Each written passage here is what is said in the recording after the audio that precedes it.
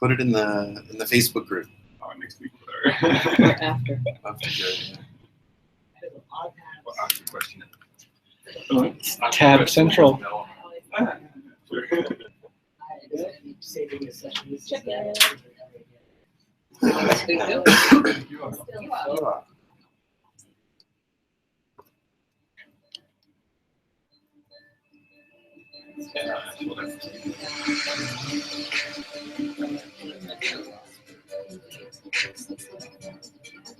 Yay. Who made it? The guys from Funkhouse who were here for 2 or 3 months, about a year ago. A year ago. They do really beautiful stuff. There's Jero.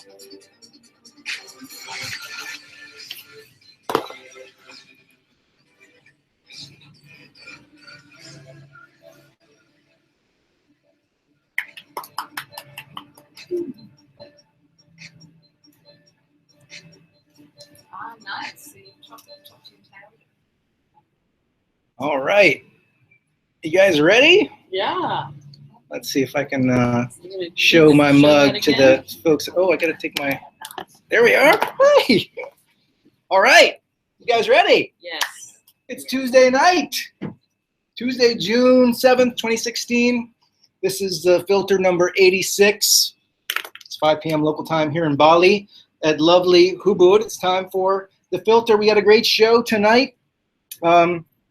Actually, today's show is just mediocre. I'm sorry about that.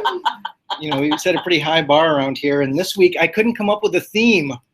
I didn't know what to like settle on. I was kind of schizophrenic, so I ended up calling it "This Week in Crazy Crypto Land." All right. This week in Crazy Crypto Land, because every week is Crazy Week in Crypto Land. So I figured I could not go wrong. We're going to go through some local news. Had a rap session this week with Victor Tron. I'll tell you a little bit about that. We had movie night last night, our first movie night in quite a while. We did the Four Horsemen, which was excellent. We got upcoming Bitcoin 101 and also Cinta Bahasa Indonesian language classes for Bitcoin coming up here. We're going to go around the world to China. Surprise, surprise. Turkey. We've been talking about Turkey lately. And the Philippines. After going around the world, we're going to go into the future. Have you guys seen the future? It's very exciting. We had a very futuristic post this week that I wanted to get your opinion on. You know, flying cars, time machines, the fact that we all live in the Matrix, that kind of stuff. Data breaches and what is money laundering? Stick around. We're going to try and make it interesting. Let me share my screen with the folks at home.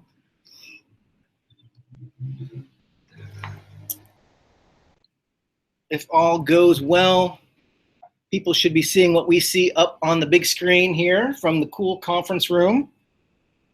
Let's see here. The filter number 86.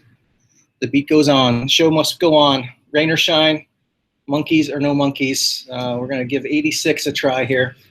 All right, we're coming to you live from Hubud, hubud.org. These nice people give us a place to meet every week with air conditioning.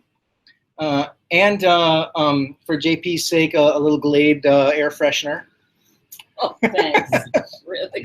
No, I removed that because I know you don't like it. So I come in here when I'm doing my preparations, JP. I come in here and I de-glade this room for your benefit. I also amp up the AC because I know yeah, some of us are. There's a lot of hot air in here. Yeah, we run hot. Okay, Hubud, if you find yourself in Bali, I hope you come and join us for a Tuesday night sesh where we talk about Bitcoin. What's going on at Hubud? We got Startup Weekend with a social innovation flavor at the end of June, June 24th through 26th. I'm going to be gone, but hopefully somebody will carry the Bitcoin mantle into Startup Weekend, come up with a Bitcoin project that has social significance and do it. This Startup Weekend, basically you show up on Friday night and by Sunday evening you have a venture capital ready pitch that can get you money for your project. So, and it's a lot of fun. Even if you don't get funded, it's still really fun. It's just one of the many things that happen here at Hubud. Check out Startup Weekend. Also on the agenda for Ubud is Cinta Bahasa Indonesian language classes. If you're going to come to Bali, if you're going to come to Indonesia, why not learn the language?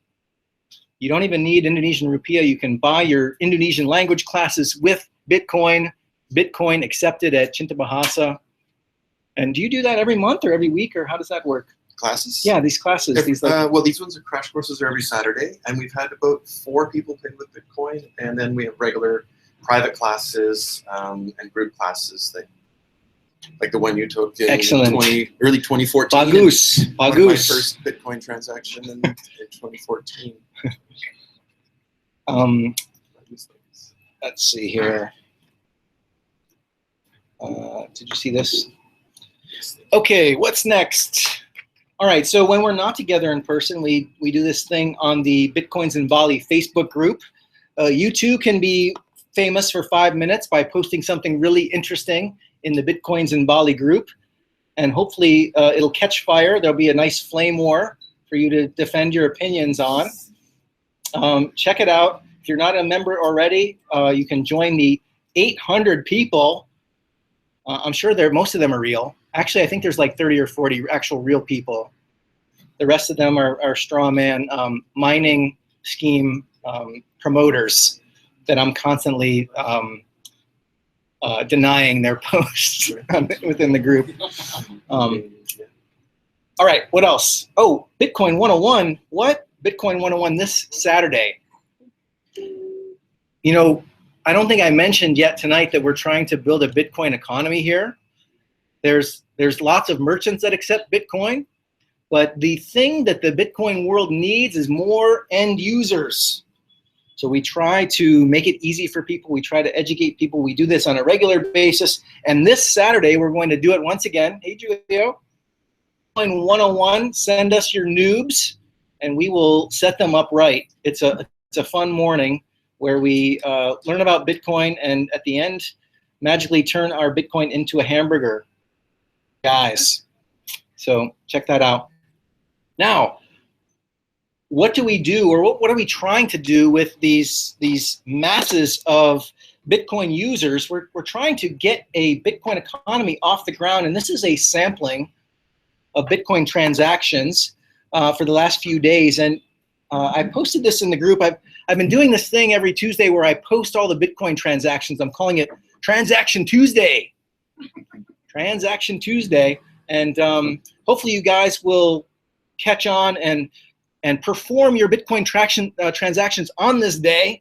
Today we've had, like, what is that number? 19 Bitcoin transactions in Ubud. Again, that's not a comprehensive number, but it's a gauge. It's a little kind of barometer. And if any of you would like to participate, I can give you this query, and you can carry it around on your phone, and you can see if you can wake up in the morning and you can see if there have been any Bitcoin transactions and make your decision about where you're going to have lunch.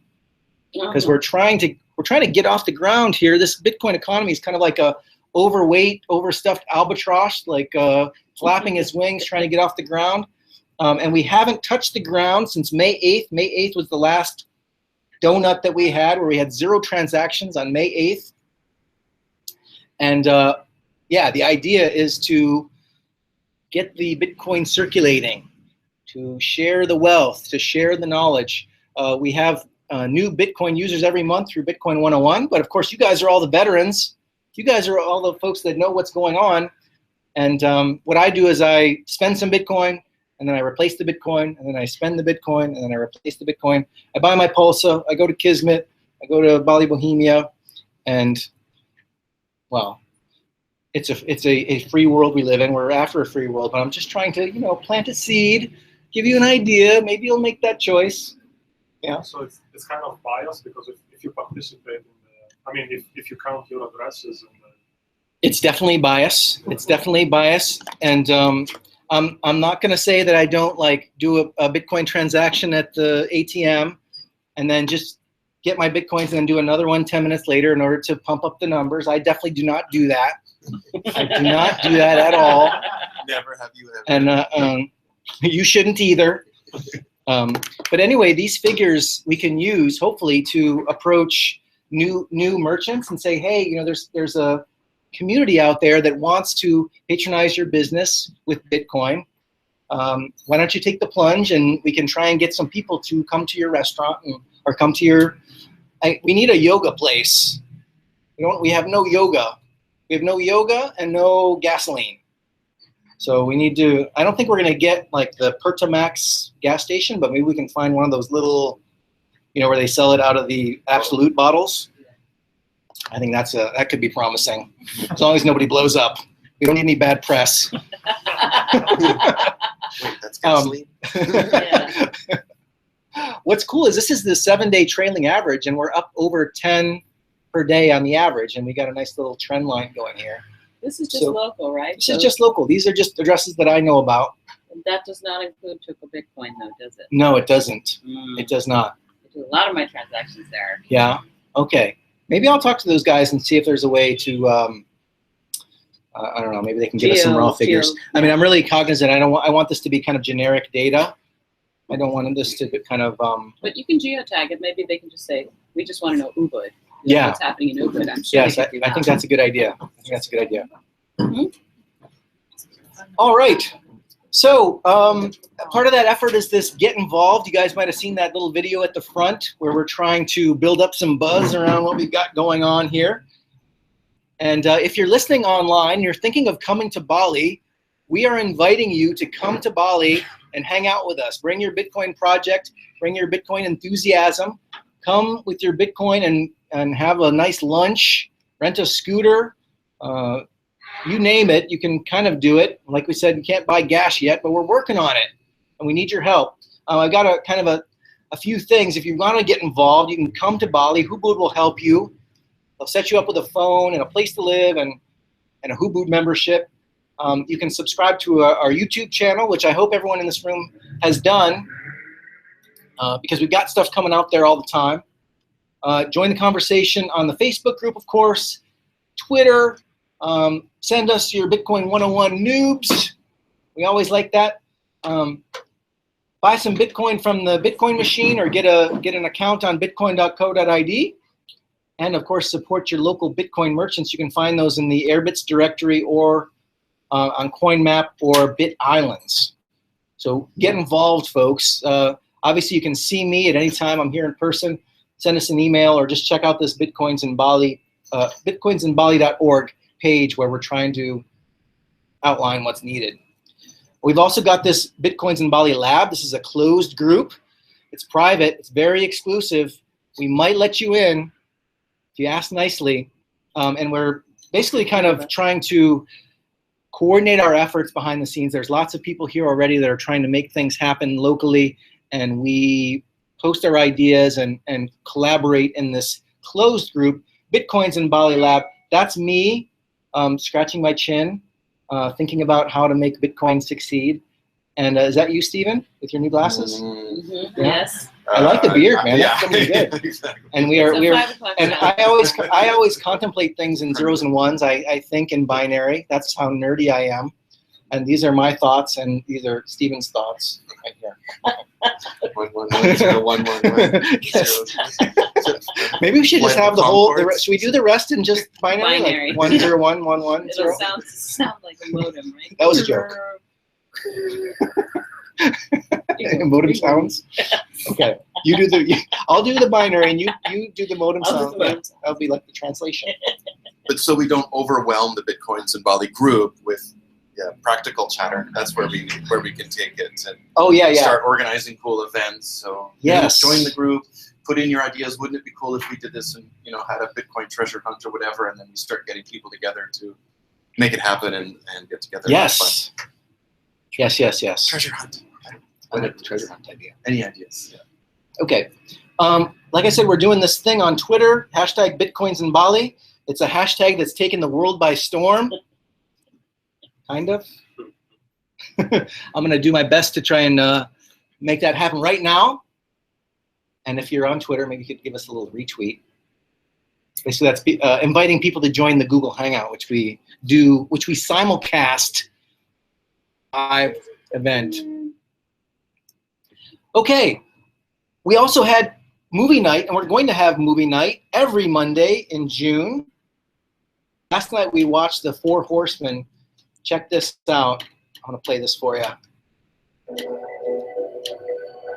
We have actually privatized public functions. The ultimate public function is the war power, and we have now privatized that. 23 experts. So it's really quite comprehensive. Created the world's first truly global empire. This is about corporations. Old-fashioned or refashioned corporate welfareism.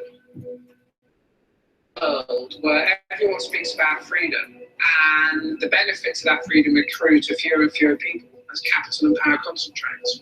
The people who are losing because their investments are wiped out, are losing because they were part of a society that went down the wrong track. Most societies have an elite who tries to stay in power. And the ways they stay in power is not merely by controlling the means of production, being Marxist, i.e. controlling the money, but by controlling the cognitive map, the way we think. We teach our economics in a way that assumes this very neat, simplistic, almost psychopathic individual. They're getting away with all kinds of legal thievery. People are beginning to get angry, but not nearly enough. It's like a den of thieves. You know, it's one of the most, it's like Sodom and Gomorrah down there. You should not assume that because you don't have a background in economics or law, these issues are somehow too complex to you. They're not complex at all. It's very simple. It's about power, and it's about democracy. And you understand that just as well as I do.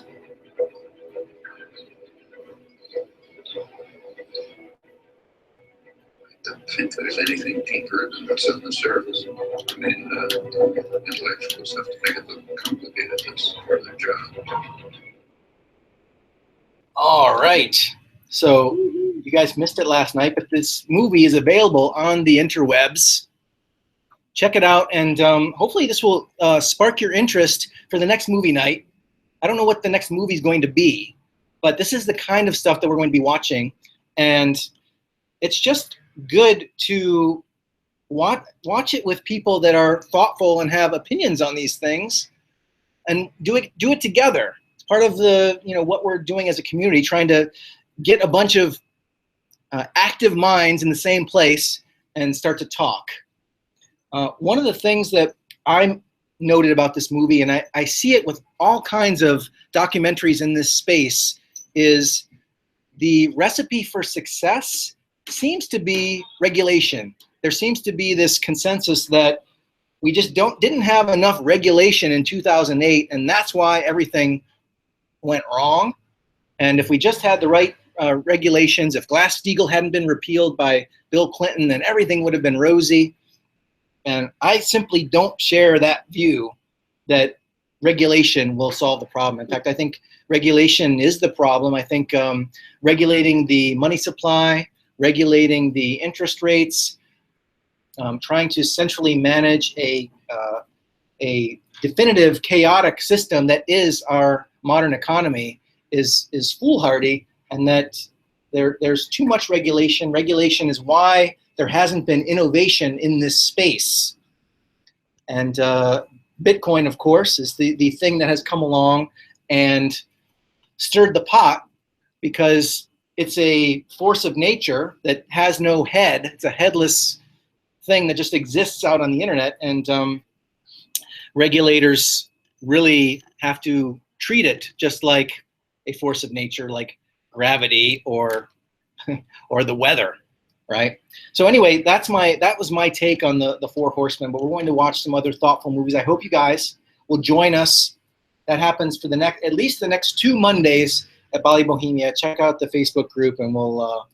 What's next week? I don't have a movie chosen. If you have any ideas, let me know. Okay, anybody recognize this guy? I tried to freeze it on a good, the coming shot. So Frame. Victor, I'm sorry. This always happens when you freeze someone's face. I could have frozen my own face in an unbecoming, but I chose to just freeze his face because, I had the choice. Anyway, I spoke with Victor Tron. He is an Ethereum core developer. He spent a few months with us, I don't know, maybe 6 months ago, 5 or 6 months ago. Super brilliant guy, and a real sincere person as well, trying to make Ethereum succeed. And we talked about his latest project, which is called Swarm here. And Swarm is a serverless hosting incentivized peer-to-peer storage and content distribution network. So if you've ever hosted a website, you know that you've got to get a host like HostGator or Bluehost or KnownHost. You've got a server out there that lives out there that you got to pay for, and it's subject to denial of service attacks. If it's in the wrong jurisdiction, it could be censored or shut down. And this Swarm network is a serverless platform that he's building. It's built on the Ethereum blockchain, and it is a way to host your website without a server.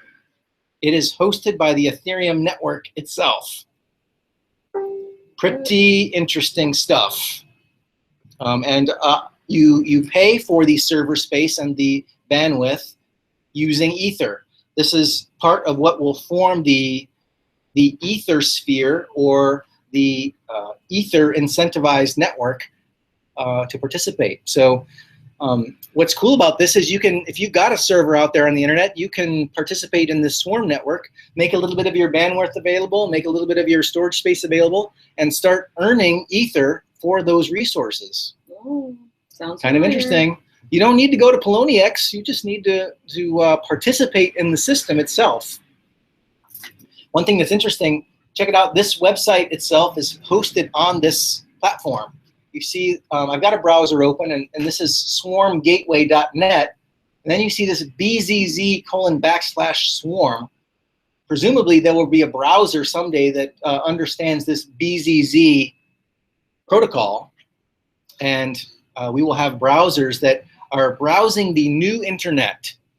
There will be an internet that does not work like the old internet. There will be a new decentralized domain name service. There will be no servers out there hosting this. It will be hosted on the platform. No and IANA? What's that? No domain registry? Well, I don't, that's one of the questions. I don't know exactly how it works. But if you've ever, there are people that have had nightmare stories about domain names. Indeed. So it's an imperfect system, and this is an idea towards something better. I talked with Victor for an hour. It was far too little time, but check it out if you're interested. There he is. Sorry, Victor. Okay. All right, let's talk about price. Bitcoin.co.id. We are sitting in Indonesia, in beautiful Bali, amongst the coconut trees. And here in Bali, we use Indonesian rupiah. And for one Bitcoin, we are playing with the psychological barrier of 8 million IDR for one Bitcoin. In the last 24 hours, over 500 Bitcoins have traded in and around that price. And I think it's been, well, as you can see, it's been relatively uneventful for the last little bit of time. But let's take a look at USD. Yeah.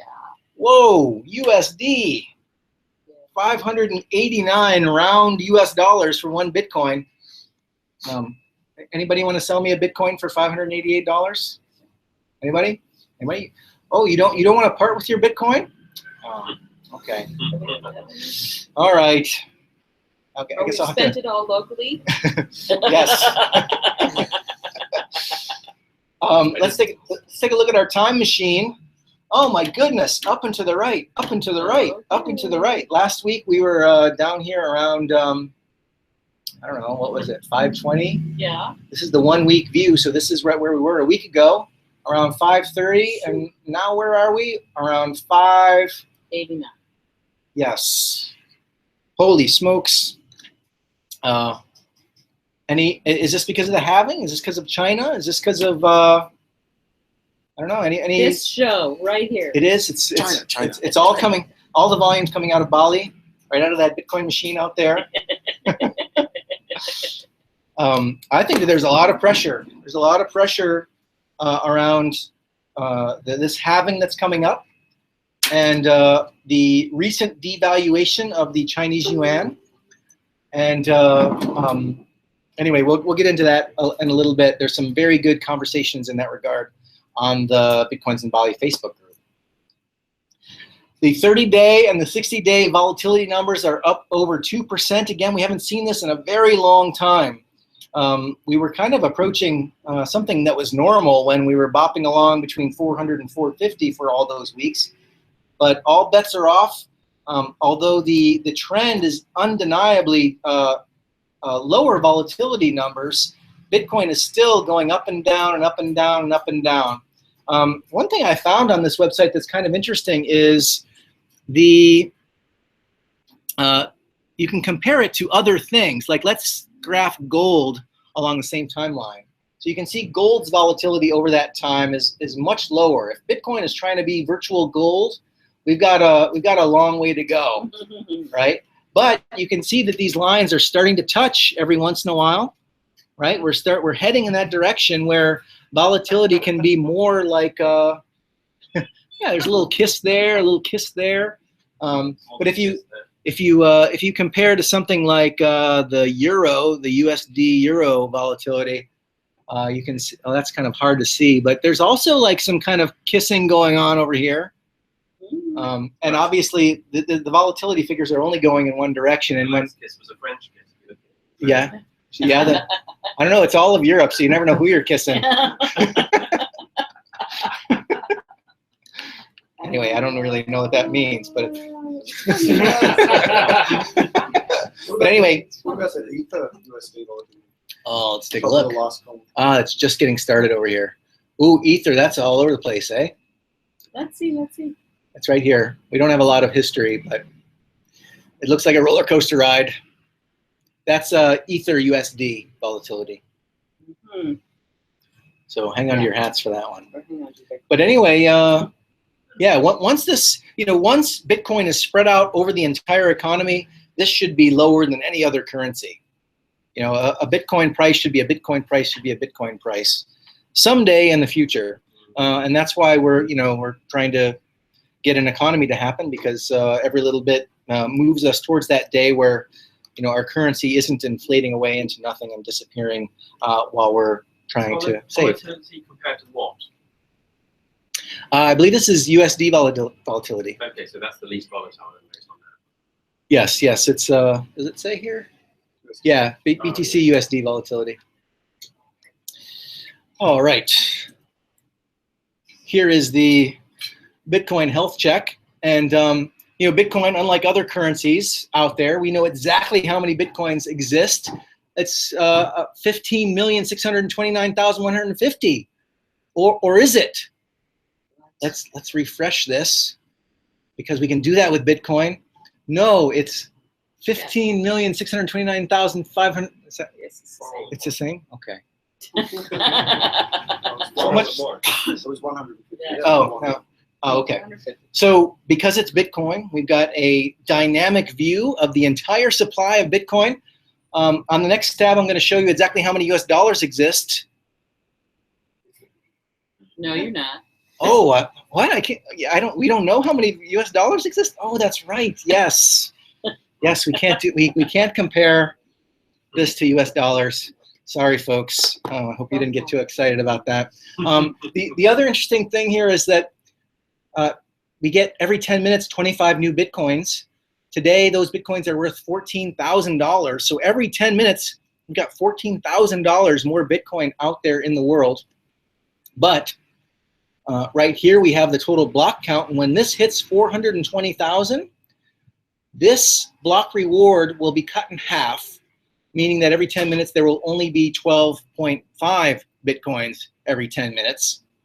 So all those people out there participating in the Bitcoin network will earn half as much on that day, right? So this is how Bitcoin works. Over time, the inflation rate goes down and down and down, and it should be replaced by a fee structure. Whenever you send a little bit of Bitcoin, You pay a small amount of Bitcoin, which goes to the computers out there that are participating in the Bitcoin network. Let's take a look at transaction fees. Here's the transaction fees over time, and it's actually kind of hard to see the scale here, but back in July of 2015, we were down around for every I think this is a 24-hour period. They were earning 17 Bitcoins, and now for the same period of time, we're earning, 56 Bitcoins. So the fee marketplace has gone through the roof. It's hard to see on this graph, but it has gone up significantly. So when you send a Bitcoin transaction, you've probably got a wallet that figures out what kind of fee to attach so that your transaction makes the next block. Every 10 minutes, the Bitcoin network decides what transactions it's going to clear, and miners who act in their self-interest grab the transactions that have the highest fees attached, and you can see that changing over time. Why is this graph so messed up? Because we've got this. What happened here, guys? Any idea? Somebody had a bad day. Somebody had a bad day on this day. As our buddy Griff Green likes to say, there are no do-overs and there are no take-backs on the blockchain. And somebody obviously was trying to, well, I presume they were trying to send 337 Bitcoins somewhere, which is a lot of money. Instead, though, they typed that into the fee field for whatever wallet they were paying, and so maybe they sent 5 cents with a fee of 337 Bitcoins. Yeah, that was a bad day. Be careful, guys. Be careful out there. Not for the fee taker. Yes. Great. Yes. Did that get reversed? Did they reverse it? I don't know. So they said they were going to contribute to a local charity. I think. Yes. Right. Some local. They decided they'll contribute a whole lot. Actually, you could in the Bitcoin world, you could actually prove that you sent Bitcoin to a charity, which has been done in the past. But who knows? Some lucky miner had a blockbuster fee tally for that block.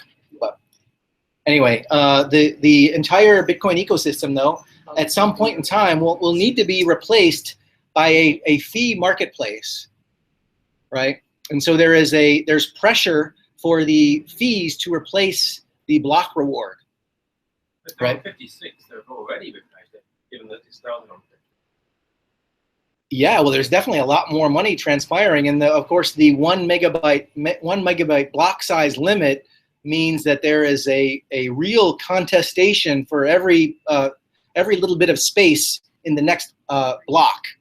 So that's what's driving the prices up. But I've got Andreas Antonopoulos with a little bit of commentary on why we should worry about optimization and not worry about scaling. Check it out, guys.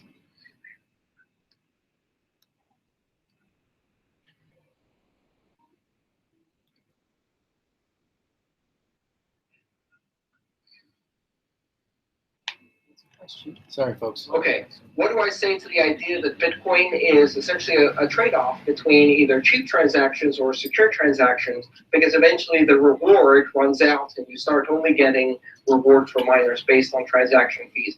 First of all, that doesn't happen for 132 years. And as far as I know, in 132 years, we'll be looking at a Bitcoin interplanetary network, and I'm less worried about how we optimize the blockchain today to achieve that. A lot of this is a matter of optimization, and quite honestly,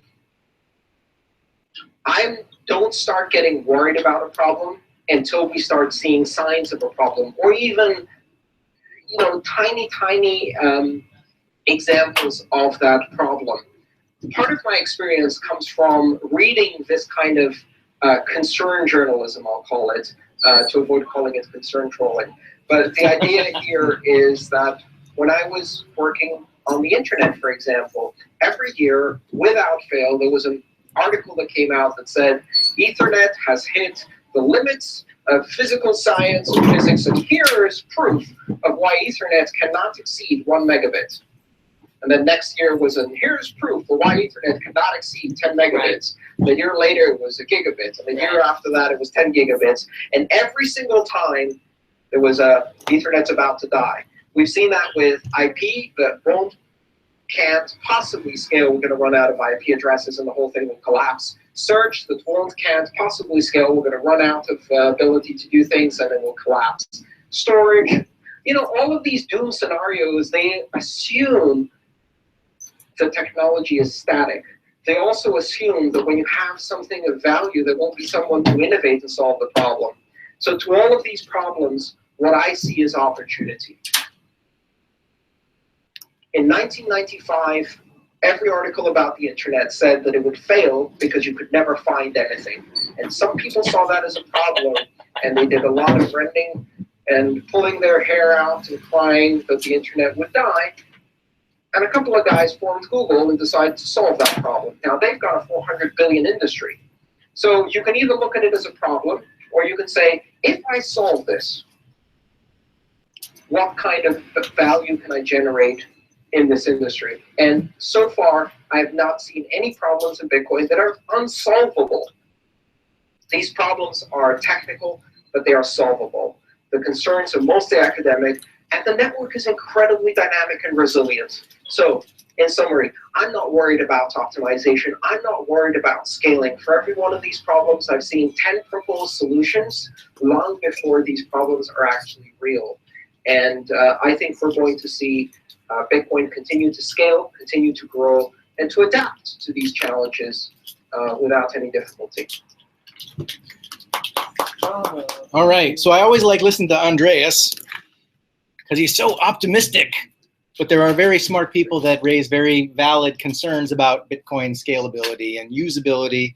And but he's right. There are some very smart people that are doing things like side chains, the Lightning Network, and Stephen, you posted some stuff on XThin, which is on blockchain scalability solution that makes blocks smaller so they can propagate, or at least Bitcoin Unlimited. Yes, Bitcoin. I don't know if I support Bitcoin Unlimited. But it was really interesting, well presented argument. Right. I think I've got that here. Let me see. I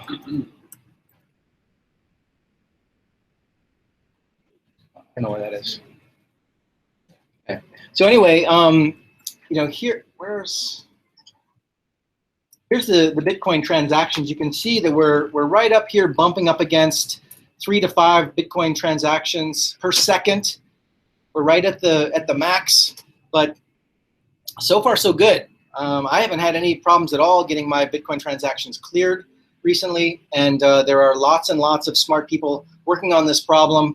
The point that Andreas made is that these problems don't exist in a vacuum. They represent a opportunity for people to come up with technical solutions, and the technical solutions are in the works. So Bitcoin is not dead yet, but stay tuned. All right. Now, I do a lot of, I'm trying to do more and more interviews. And it's not often that I get such a big name, but I asked Donald Trump recently, because he is campaigning, and he gets around these days. I asked him why the price of Bitcoin is going up so much. And let's say China. China. You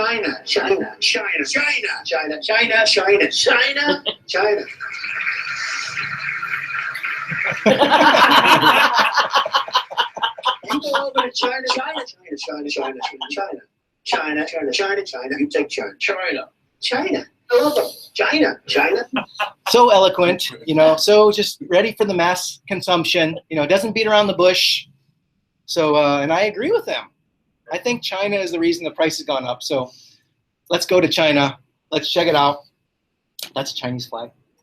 And if you, I don't know if you guys know this, but you can go to Bitcoins in Bali. You can type the word China, and you can see people undressing.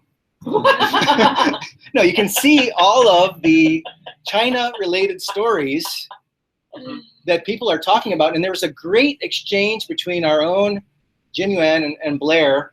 I mean, I don't know if you guys see this, but this is gold.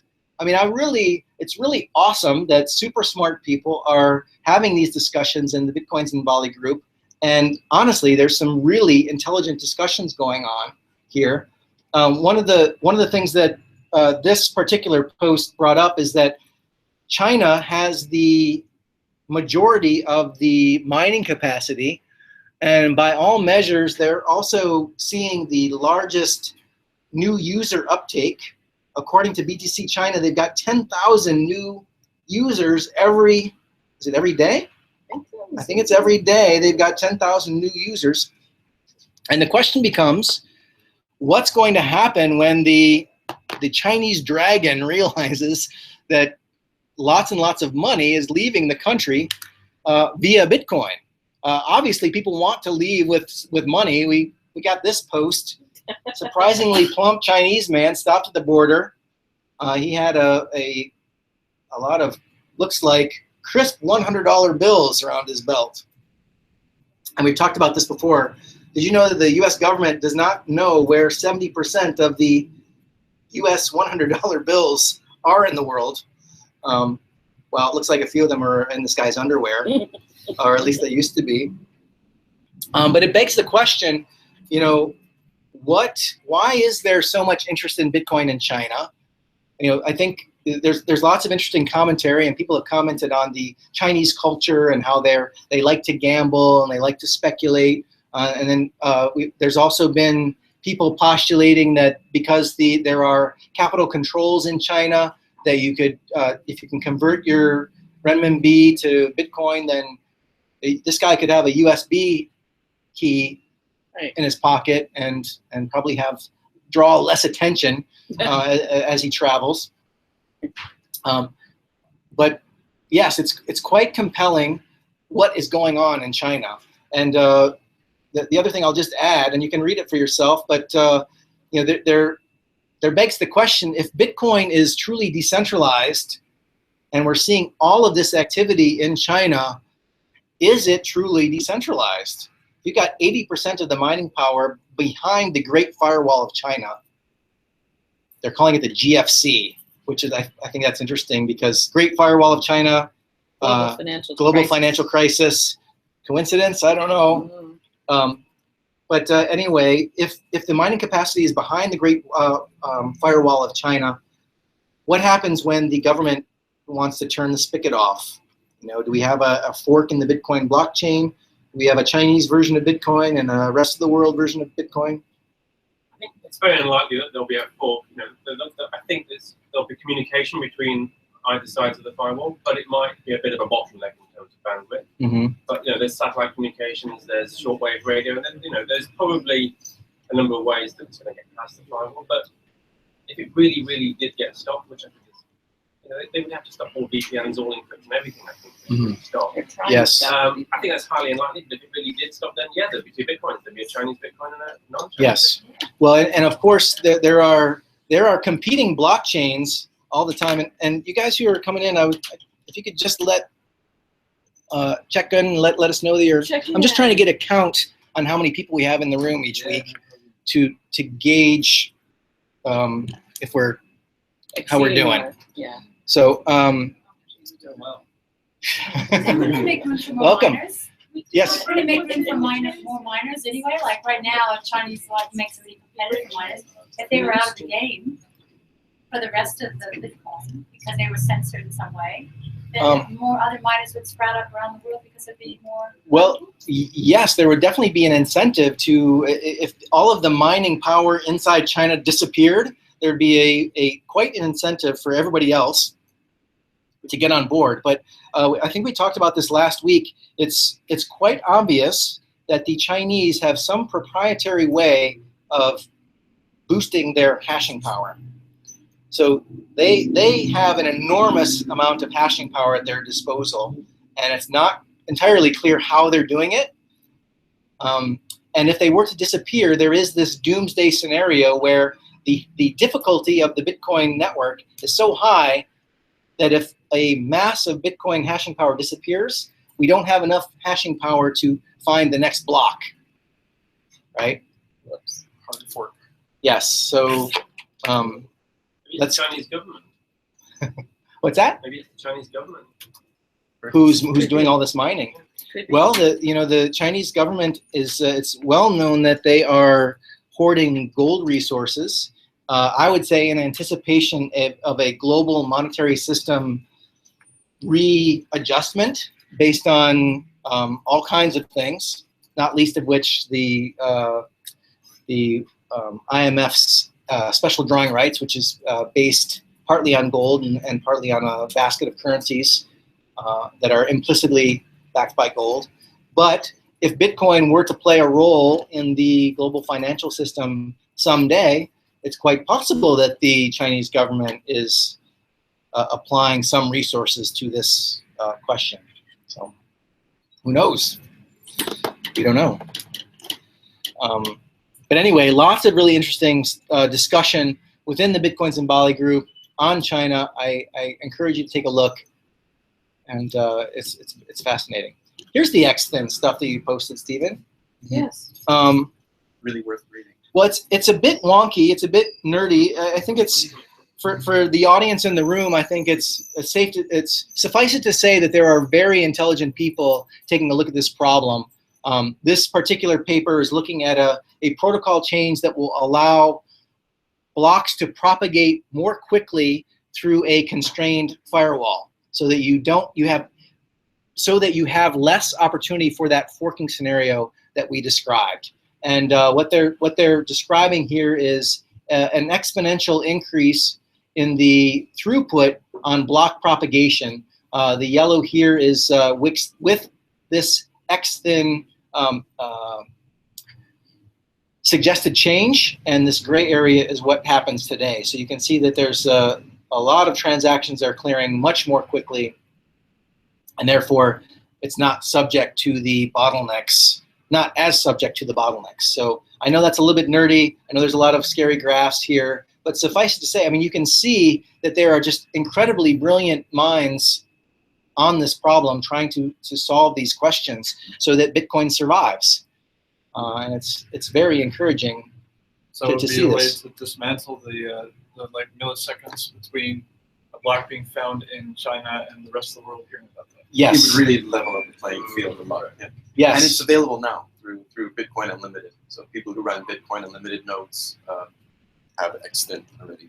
Right. So that would help to rebalance things so that China wouldn't have such a huge lead against other competitors. Yep. So why weren't you sure whether it was a good idea? Oh, because there might be other things within Bitcoin Unlimited that I'm not sure about, like replaced by fee or some of the new protocols that are kind of that might not be so great. I just haven't looked into it in much detail lately. Yeah, you guys have. You remember what you were looking at it later. I don't know enough about it to know if this is actually deployed or not. I think, and correct me if I'm wrong, if anybody knows, I think this is an idea that basically will have to be adopted by some number of miners before it actually has an effect on the propagation time of blocks. But again, for Bitcoin is a true democracy. It depends on who's running what software. It's already running successfully within Bitcoin Unlimited, and there hasn't been a hard fork to Bitcoin Unlimited. Then it doesn't require the miners to get involved. It's showing that it's between 4 nodes that it's working. Okay. I think that's right. Yeah. All right. And it's great to see the Chinese are involved, like from AntPool were involved in it. So they did live research on the network. This isn't theoretical research. They ran live tests on block propagation. Anyone could patch their Bitcoin Core or Bitcoin Classic client to use XThin if they wanted to without supporting Bitcoin. Yes. Oh.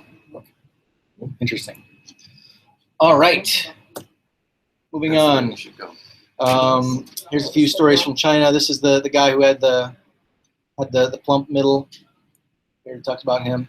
And I raised that story because I wanted to talk for a moment about money laundering. Anybody here care to define money laundering? Don't look at the screen. Anyone here care to define money laundering? Okay, go ahead. Moving money about in a way that the government doesn't approve. Okay, that's good. That's good. To mean proceeds from large-scale sale of drugs, where you would dump the cash in the sea and have your, criminal friends on the shore pick them up. The original definition. Yeah. I think that's more in line with what my understanding was. But what's interesting about the fact that you suggested this other definition is money laundering. The definition of it has been conflated with many other things, right? And if you think about money laundering, it's like a suitcase term, right? Most of the people don't really think about what it is, but they know it's bad, right? And there's a branding effort around money laundering, right? So that as soon as people hear money laundering, they think something bad. So it goes from something like, I made a bunch of money selling drugs, and I set up a dry cleaner, and I claim that all this money is made through my dry cleaner, but really it's proceeds from drugs. But because I've recognized the dry cleaning business, then all of a sudden I've got legitimate money in my bank account. So the money has been laundered, and I've to the authorities, it looks like I just have a very successful dry cleaning business, but really I've been laundering more than just shirts and pants. I've been laundering my drug money. And that definition has been conflated with, okay, now money laundering is, well, why are you traveling with more than a few $1,000s? In the States, we have these civil asset forfeiture laws where if you're driving down the road and you get pulled over, in some places the cops will say, do you have any money in the car? And if you have, more than a few $100s in the car, they can, and this is perfectly legal, basically arrest your money, right? They can confiscate your money and say that they suspect that the intentions for the money are for some nefarious ends, and they can confiscate your money. Right? This actually happens, and it's amazing how if you kind of tag that with money laundering, people just say, well, you shouldn't have been laundering money. Obviously, you shouldn't be traveling with that much money. When really, if you believe in freedom, if you're not causing anyone any harm, you should be able to travel with as much money as you like. It doesn't necessarily imply that you're doing anything wrong. And anyway, if they were to call money laundering money surveillance, because that's really the flip side of what they're able to do when they can vilify this concept of money laundering, what it does is it allows them to really have way more authority to inject themselves in your financial business. If you buy into this thing called money laundering, and I'm talking about the conflated essence of money laundering, then you're much more likely to succumb to financial monitoring, financial surveillance, and the state injecting themselves in your financial affairs. And you can have your own opinions on whether the state should be involved or not, but I think that when this happens with lots of different things where a term is co-opted, right? And you can kind of associate negative things with a term, and then you just paint somebody's actions with that term, and you can do more than you would otherwise do if you were using other nomenclature. So I think it's always good to think about what is the definition of what we're talking about. What are we really talking about? And it's interesting when you look at money laundering, because it's already been identified as a term that's been conflated with other more mundane things that we do with money. But I don't think it has, because money laundering is very simple. It's that very first line. It's turning, and that's what the laundering is about. It's cleaning money. It's turning it from ill-gotten gains into the legitimate system. The problem with what the second thing is saying is that there is being a message from authorities under money laundering as a catch-all to keep it simple, to justify certain things. What has actually happened is that especially the Patriot Act and under terrorism and all this type of stuff, governments are cracking down on the movement of money because of the ability to fund these illegal activities. Mm-hmm. So the thing about taking $10,000 in cash across the border That's more about why do you need to do that, because you can do that in a legitimate system via wire transfer. So I don't think it's necessarily about specifically monitoring all transactions. It's about trying to limit the ability to create more illegal transactions. Money laundering is still money laundering. It's just that the authorities and the message is larger. But the question is it acceptable for them to monitor all of our financial activities when 99.9% of them are just fine? I mean, they could put a camera in your bathroom and make sure you're not doing drugs, but as a society, we don't allow that. We don't allow that kind of search, even though they could catch more drug dealers, more drug users. We say no. It's the atypical behavior is conflated with suspicious behavior. So if you send a PGP encrypted email, they think, what are you hiding? Because the norm is that all emails are sent in the clear. It's the same with using Bitcoin. It's atypical, therefore automatically suspicious. Right. And unfortunately, if you look at the list of crimes that states around the world have in their docket as illegal, it's not hard to see how this kind of financial surveillance could be used against perfectly legitimate causes. In the name of keeping us safe, they stifle that Iranian female blogger, or they take someone who's got cash in their pocket and they're just going to go pay cash for a car, which is something they do often in Japan. They have a very cash-based society in Japan. There are perfectly legitimate reasons for using cash. Even traveling with cash, it's much less expensive to have cash on your person than to wire it using, waiting 3 days, getting the exchange rate that is their choice, and paying the wire transfer fee. So, or using an ATM. Well, and this is an open question. Are we okay with the government apparatus monitoring every cent that we send back and forth? I think that we should have a measure of privacy, and it's good for the individual. It's also good for business. If you're a big company and you want to buy a factory, or you want to buy up a plot of real estate, there are reasons why, as a business, you'd want to keep some of your financial transactions private, and there are legitimate reasons to have a private financial life. And are we ready to give that up? To catch the 1 or 2% of bad actors, are we willing to give up our financial privacy writ large? It's my personal opinion that we should catch these people doing the crime, right? We should catch them doing the illegal thing first that's making them this money, and we should keep money pure and free-flowing and unencumbered. But smart people can have a different opinion.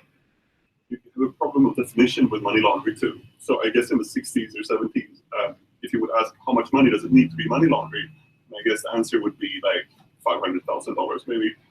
If your Swedish grandmother shows up in a retail bank in Sweden with like $300 approximately, the bank clerk is gonna look with big eyes at her and be like, "Where did you get this money from?" So there's no lower limits, and that's a problem. Yeah. Well, this is happening all over the world. There's a bit of a war on cash, and banks in the States are required to fill out suspicious activity reports if someone is moving. Traditionally it's been $10,000 or more, but I think they're even being more conservative than that and filing suspicious activity reports against individuals who have $7,000, $8,000, $9,000 in cash at any point in time. So yeah, there's lots of. And yet the people who have so much investment in the big military companies that are funding these wars and supplying the equipment, those companies themselves that profit from the whole industry aren't being watched and looked at. They're just like, they're all buddy with the powers that be, right? Yeah. So huge amounts of money that was really could be known it's as if the attention's on the little guy instead of the big shots. Same with very similar to the unemployment kind of fraud kind of concern that's in Australia and all sorts of places when the people who rip off huge amounts of money, the banks and the people with their high salaries and stuff, they're not looked at. It's all flashed out on the little. Well, there's some Greek philosopher that, and I'm going to murder this, but it's something like justice and the number of laws on the books are inversely proportionate.